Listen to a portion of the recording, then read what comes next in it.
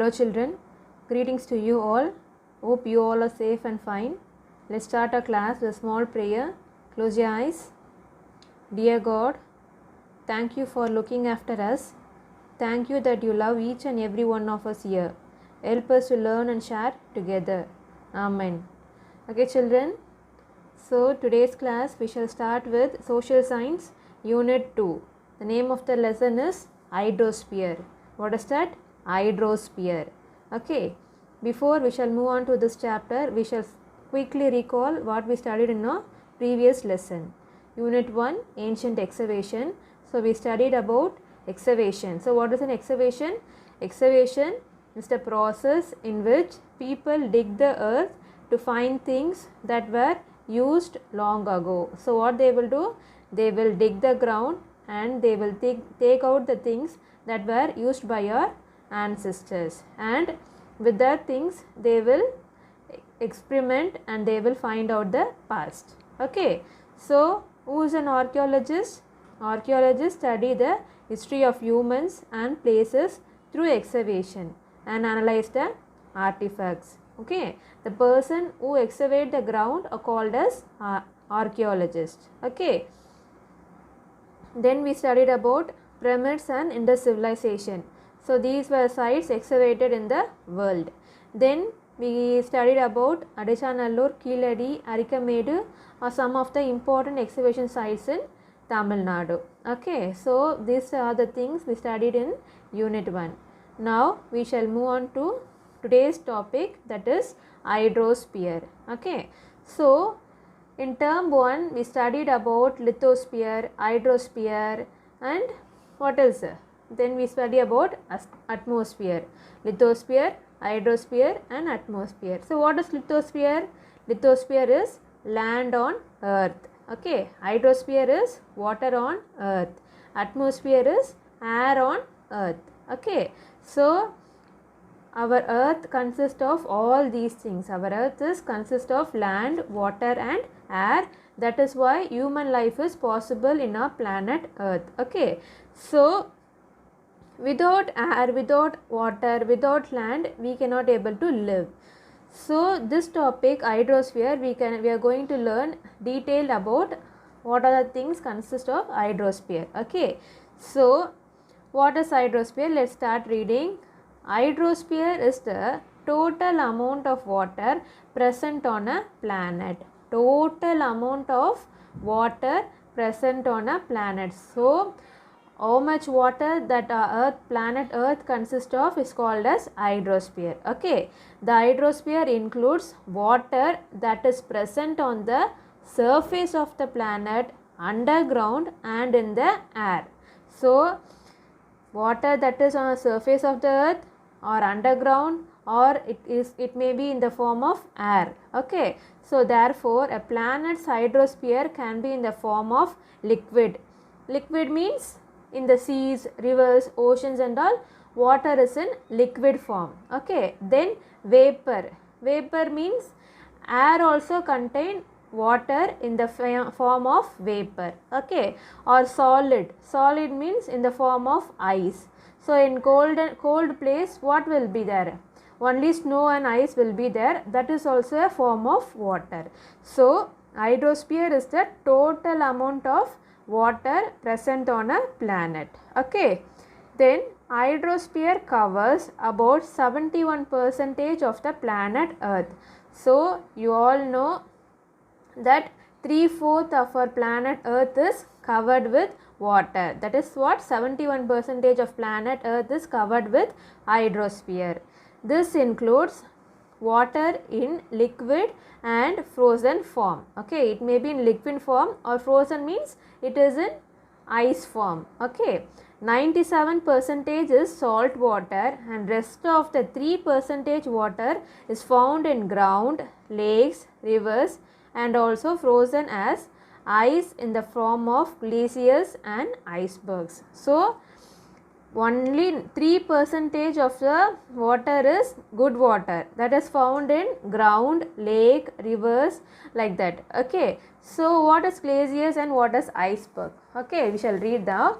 So you can see the picture here, iceberg, glacier. Okay, So what is iceberg? Iceberg means a large floating mass of ice on sea. Okay, you can see in the sea, and all, ocean and all, a big mountain like ice mountain will be there. Okay, it will be floating on the sea. That is called as iceberg. Okay, then glacier means it is also a lake or river, but it is fully covered with ice, and because of snow, cold place and all, rivers and all will be in the form of glacier only. So you can see the picture. First picture is iceberg and second one is glacier. So these are also a form of water only in the form of frozen. Okay, so these are called as hydrosphere. Okay, then there is no aquatic life in Dead Sea because it is too salty. So this is one small information bite. Okay, so Dead Sea, okay, it is also called as salt lake. So this water is very salty. So no aquatic animals. Aquatic animals means animals that live in water. So no aquatic animals live in Dead Sea. So normally in seas, ocean and all, fishes, all these things will live, but in this Dead Sea no aquatic animals will live because it is too salty. Normally sea water will be very salty, but this Dead Sea water will be too salty, so no aquatic animals will live in this Dead Sea. Okay, next comes importance of hydrosphere. So why hydrosphere is important? Hydrosphere means water. Why water is important? Can we able to live without water? Is it possible? No, without water nothing can happen. Okay, so we need water to carry out many activities in our daily life. Okay, we need water to drink, take bath, cook food, etc. Animals and plants also need water for their survival. If there is no water, it cannot evaporate and form clouds. So there will not be any rain. So if there is no water, what will happen? It cannot evaporate and form clouds. If clouds are not formed, no rain will happen. Without rain, no living organism can live. Okay, without water, nothing is possible.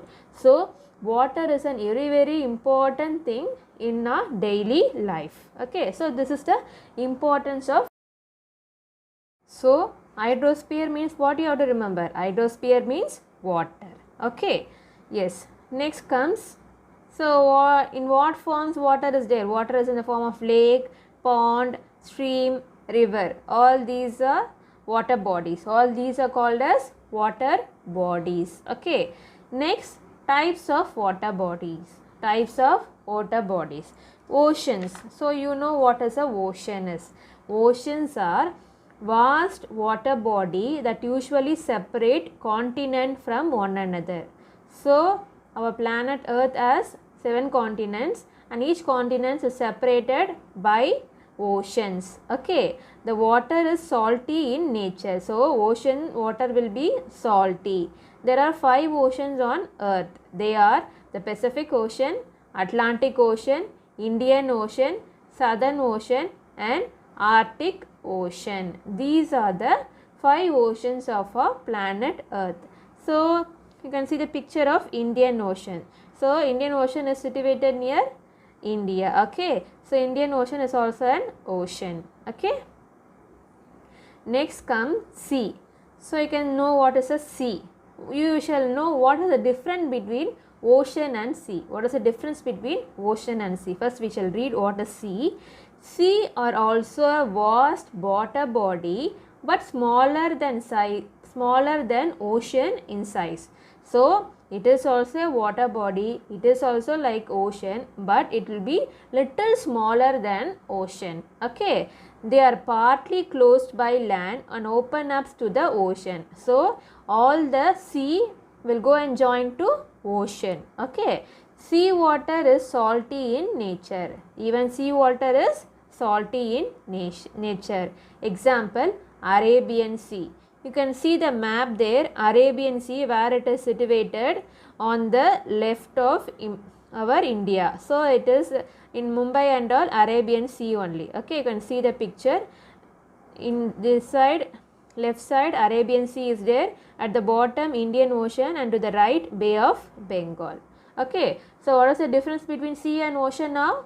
Sea is smaller than ocean, but all properties and all same only. Even in sea also water will be salty, ocean also water will be salty, but at the end sea will go and join the ocean. Okay, some important things. It is incredible that a wide variety of Earth's living organisms exist within the ocean. So many living organisms, that is very wide varieties of organisms, they all live in the water only. Okay, that is in ocean.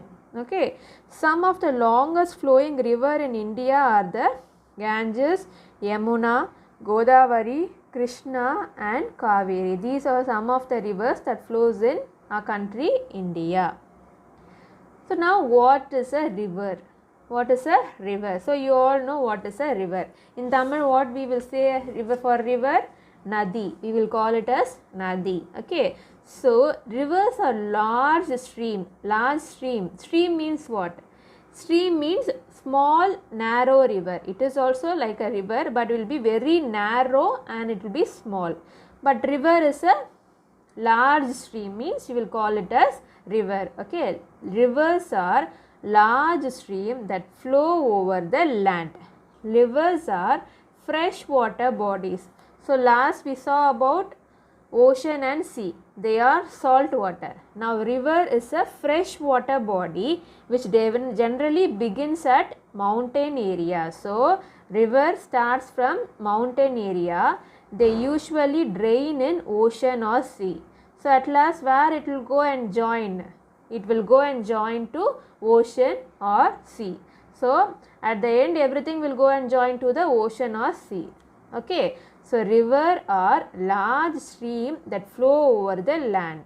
Okay. Rivers are freshwater body which generally begins at mountains area. They usually drain in ocean or seas. Example, Ganga and Kaveri. Okay, these are the example for rivers. Next come lakes.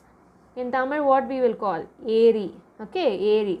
A lake is a water body surrounded by land on all sides. So, lake ku ella side lo land irukkum. Okay, lake can have salt or fresh water. In lake, it can have salt water or it can have fresh water depending upon the area. Okay, which place it is, depending upon the area, the water will be salty or it may be fresh water. So one thing you have to remember is, for lake all the sides will be covered by land. Okay, so example, Dal Lake. So Dal Lake is situated in Srinagar, that is in Jammu Kashmir. Okay, then comes Gulf.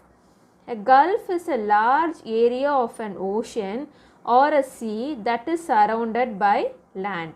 So gulf is a large area.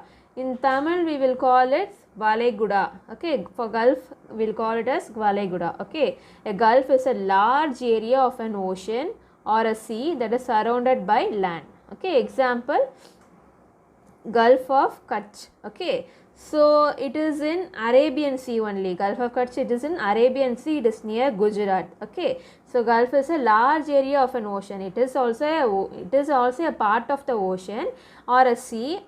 But it is surrounded by land. Okay, that is called as Gulf. So these are the things we studied. More are there. We shall study other things in our next class. Okay, children, take care. Bye.